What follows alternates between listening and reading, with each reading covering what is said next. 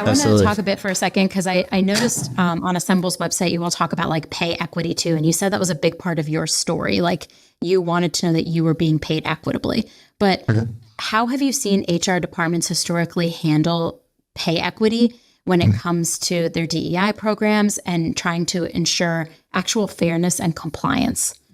Yeah. How have you seen leaders navigate that?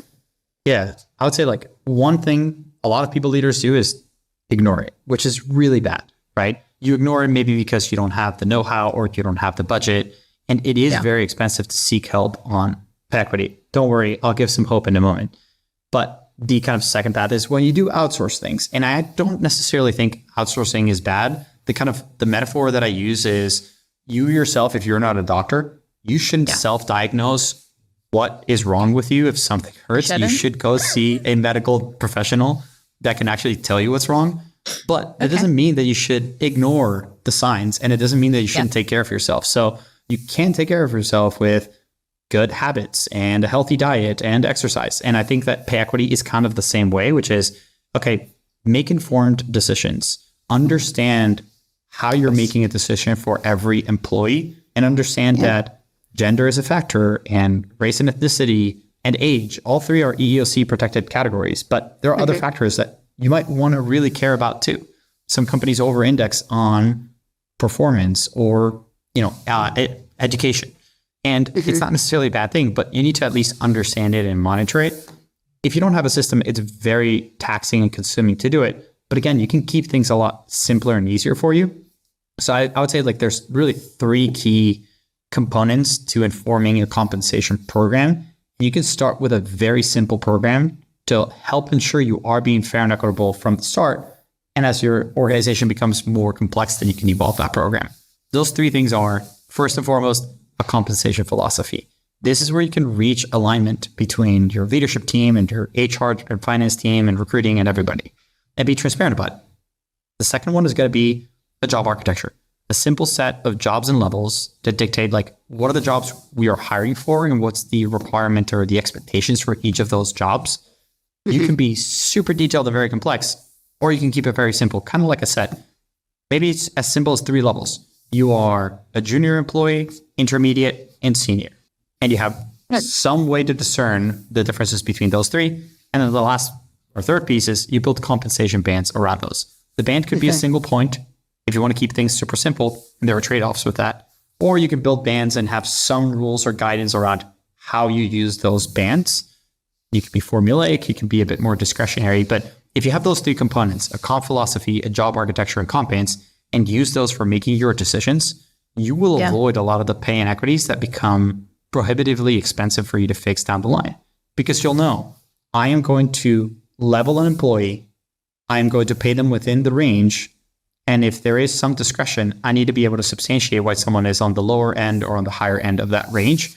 And if you document that, all of a sudden you can avoid a lot of the pain that you go through in the future. When it comes down to the pay equity study, you're like, I have all the data, I've made decisions the right way.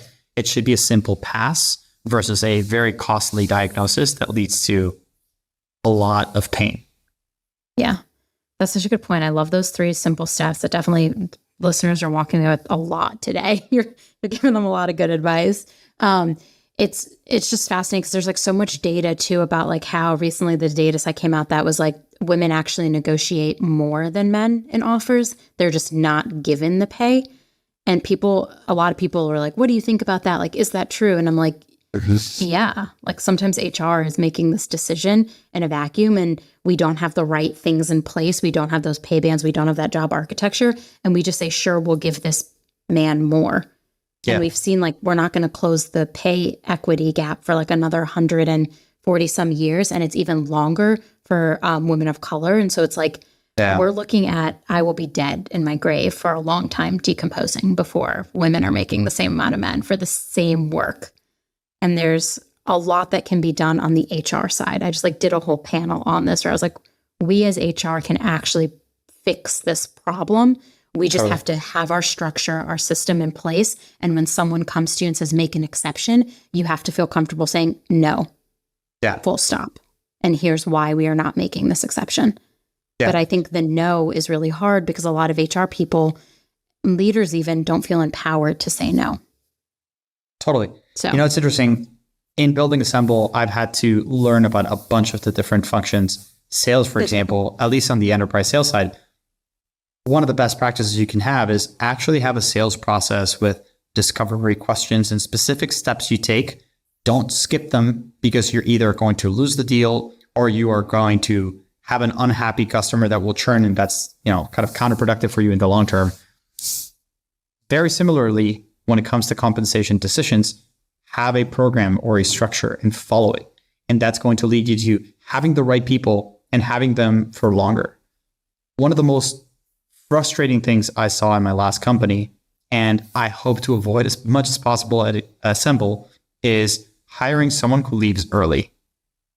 You spent so much time and effort going through resumes, talking with people to find the right person, and hopefully they say yes to you.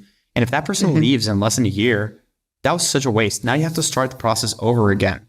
And you've lost a whole year. And it's going to take months until the new hire is productive. So why not follow the right steps to ensure you get the right person and they stay as long as possible? There you go. You heard it first. We're making it sound simple, but it's a work in progress for HR people. I think a lot of HR people are very passionate about pay transparency laws because they're finally seeing okay, now I can do the right thing and I can say legally we have to do the right thing.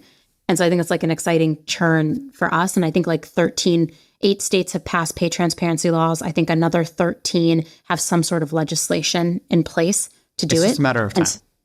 I know. I'm very excited about it because I'm it'll make work so much better for so many people to really understand, am I being paid fairly for the work that I am doing, regardless of my gender, ethnicity? There's so many factors that come into play. So knowing that you're paying people fairly is super important.